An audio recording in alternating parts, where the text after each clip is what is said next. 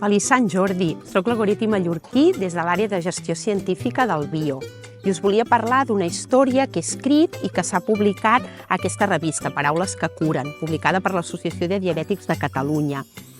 És una història personal, que és una miqueta com un conte, que vol servir com d'inspiració per d'altres infants que tenen diabetis des de petitons.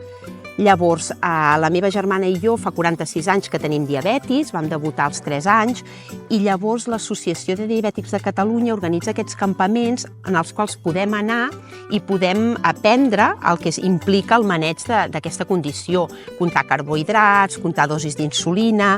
A més, penseu que fa 46 anys no hi havia tota la tecnologia que, per exemple, tinc ara, un sensor, una bomba d'insulina, llavors tot era més complicat i havíem de ser molt curosos això en el comptatge, en les dosis.